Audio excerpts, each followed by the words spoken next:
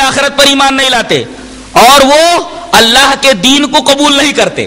اب یہ آیت بتا رہی ہے کہ جو اللہ پر ایمان نہ لائے, آخرت پر ایمان نہ لائے, دین اسلام کو قبول نہ کرے, اس سے لڑو.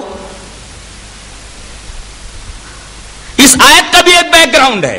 یہ آیت کریمہ ان یہود کے بارے میں اور نصارہ کے بارے میں 2 دن رات اسلام کے خلاف سازشیں کرتے رہتے تھے, اور ان کی اوباشیاں اور ان کی عیاریاں, ان کی مکاریاں اور ان کی سازشیں اس وقت کے اسلامی حکومت کے لیے, اسلامی ریاست کے لیے سخت نقصان دہ ہیں. اور یہ بات تو بالکل معروف ہے کہ کسی بھی حکومت کے خلاف کسی بھی قسم کی سازش کی اجازت تو نہیں دی جا سکتی. کیا ہماری یہ حکومت, ہمارے ہندوستان کی حکومت اپنے خلاف کسی بھی قسم کی سازش کی اجازت دے سکتی ہے؟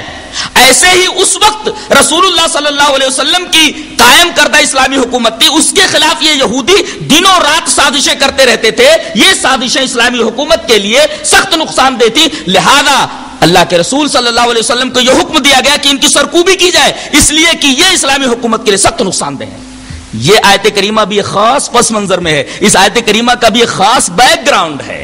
اس کو عام حالات پر قیاس کرنا بالکل صحیح نہیں ہے کہ جو بھی ایمان نہ لائے اللہ اور یوم آخرت پر, اور جو بھی اسلام کو قبول نہ کرے, اس کے اوپر حملہ کر دیا جائے اور اس کے ساتھ قتال کیا جائے. یہ اس آیت کریمہ سے ثابت نہیں ہوتا, اور اس آیت کریمہ سے اس طریقے کا استدلال بالکل صحیح نہیں ہے, بالکل غلط ہے.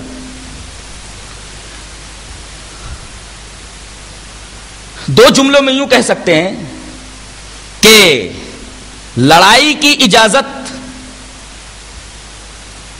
ان لوگوں کے ساتھ ہے جو جا رہے ہیں, اور قرآن کی جن جن آیتوں سے یہ معلوم ہوتا ہے کہ ان کے ساتھ قتال کرو, وہ نارمل حالات کے احکام نہیں ہیں, خاص حالات کے لیے ہیں اور خاص بیک گراؤنڈ, خاص پس منظر میں ہے. ایک آیت کریمہ اور پیش کی جاتی ہے کہ اپنے کو مسلمان پاک بولتے ہیں, قرآن کہتا ہے کہ مشرک ناپاک ہیں. قرآن میں تو ہے یا ایھا الذین آمنوا انما المشرکون نجس. ترجمہ غلط کیا گیا ہے. نجس کا مطلب ہوتا ہے ظاہری گندگی والا, جیسے کپڑے میں گندگی لگی ہوئی ہو, کپڑا ناپاک ہو, آدمی کا بدن ناپاک ہو, تو ظاہری نجاست کو کہتے ہیں نجس. اگر آدمی ظاہری نجاست رکھے ہوئے تو اس کو کہتے ہیں نجس, لیکن اگر باطن اس کا گندا ہو, اس کا دل صاف ستھرا نہ ہو, تو اس کو نجس بولتے ہیں. قرآن کریم نے نجس نہیں کہا ہے کہ غیر مسلم ناپاک ہیں, ان کے ساتھ مت اٹھو, ان کے ساتھ مت بیٹھو, بلکہ یہاں تک کہا گیا, یہاں تک تعلیم ہے کہ اگر کوئی غیر مسلم ایسا ہے, دل کا صاف ہے, تو اگر وہ شراب نہیں پیتا, سور نہیں کھاتا, یا کوئی حرام چیز نہیں کھاتا, تو ایک گلاس کے اندر اس نے اگر آدھا گلاس پانی پی لیا تو آدھا گلاس پانی تم پی سکتے ہو, اجازت ہے اس کی. اس قدر اسلام ہمارا فراخ دل ہے, اس قدر وسیع القلب ہے. تو یہاں اس آیت کریمہ کا کیا جواب دیا جائے؟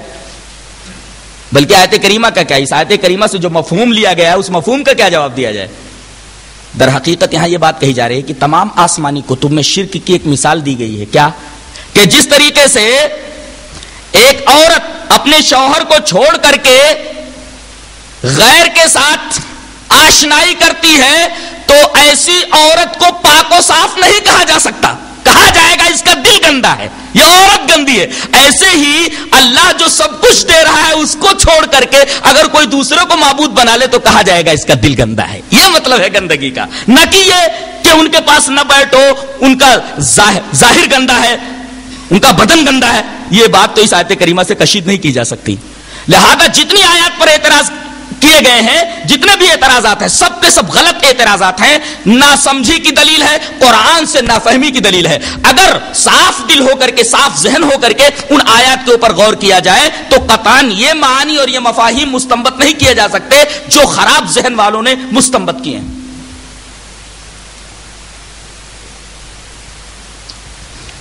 اگر ایسا ہوتا, غیر مسلم ناپاک ہوتے, سیرت کی کتابیں اٹھا کر کے دیکھ لیجئے, وفد ثقیف آتا ہے کہاں سے؟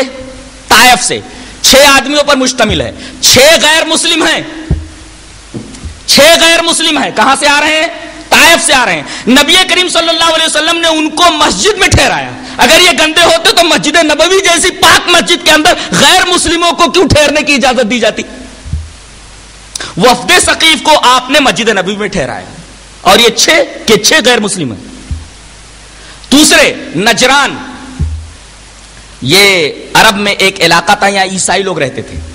ایک مرتبہ 60 آدمیوں پر مشتمل ایک وفد نبی کریم صلی اللہ علیہ وسلم کی خدمت میں آیا. اس وقت آیا جب نبی کریم صلی اللہ علیہ وسلم مسجد نبوی میں نماز ادا کر چکے اور صحابہ کرام باہر نکل چکے تھے.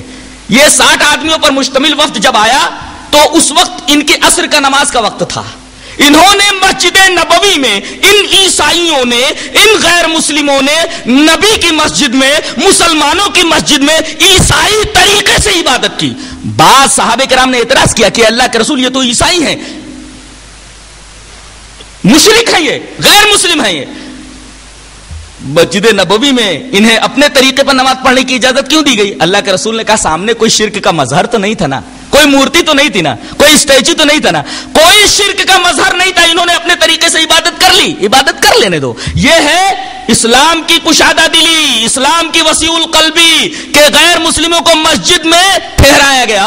اسی طریقے سے 60 آدمیوں پر مشتمل عیسائیوں کا جو وفد آیا، عیسائیوں کو اس وفد کو مسجد میں ٹھہرایا گیا. انہوں نے مسلمانوں کی مسجد میں اپنے عیسائی طریقے سے نماز پڑھی. یہ کیسے کہہ دیا جائے کہ اسلام غیر مسلموں کو ناپاک مانتا ہے؟ اگر وہ ناپاک ہوتے تو ان کو مسجد نبوی میں ٹھہرنے کی اجازت کیوں دی جاتی؟ اسی طریقے سے امام بخاری رحمۃ اللہ علیہ کتاب المغازی کے اندر حضرت ابو ہریرہ سے ایک روایت لائے ہیں. روایت بہت لمبی ہے، تقریباً ایک صفحے کے اوپر پھیلی ہوئی ہے. راوی حضرت ابو ہریرہ ہے اور یہ روایت کتاب المغازی میں ہے.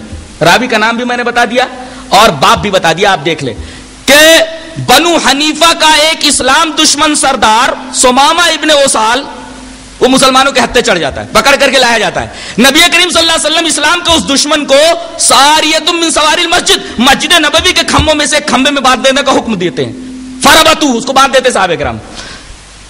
پہلے دن نبی کریم صلی اللہ علیہ وسلم سے پوچھتے ہیں کیا حال ہے سمامہ؟ کہتے ہیں محمد اگر تم میرے اوپر احسان کرو تو ایک احسان کی قدر کرنے والے کے اوپر احسان کرو گے، اور اگر قتل کر دو تو ایک خون والے کو قتل کرو گے. ایک خون والے کو قتل کرو گے، اس میں 2 باتیں ہیں.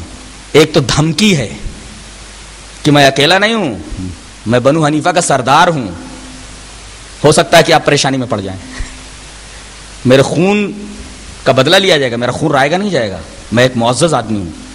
دھمکی آمیز جملہ کہہ لیجئے یا یوں کہہ لیجئے کہ سچ مچ میرے گناہ ایسے ہیں کہ اگر قتل کر دیا جائے تو میں قتل کے قابل ہوں ہی.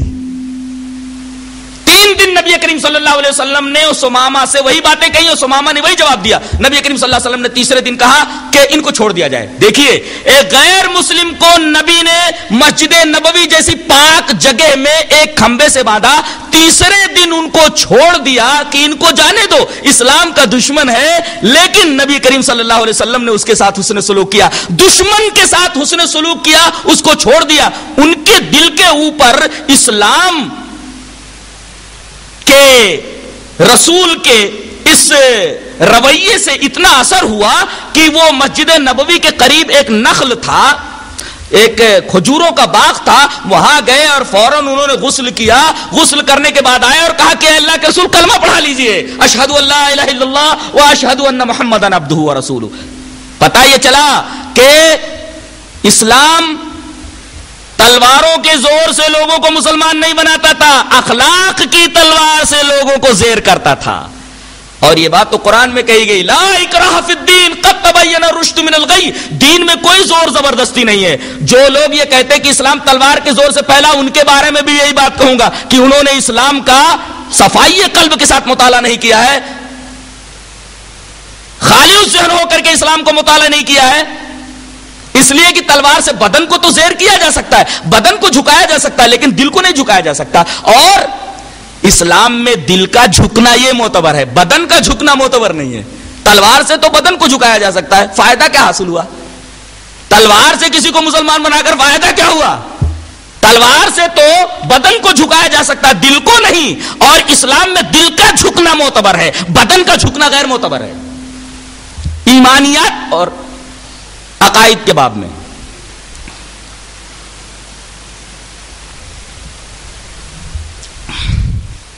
غیر مسلموں سے تعلقات کا جہاں تک معاملہ ہے، خود نبی کریم صلی اللہ علیہ وسلم کی حیات اٹھا کر کے دیکھ لیجئے.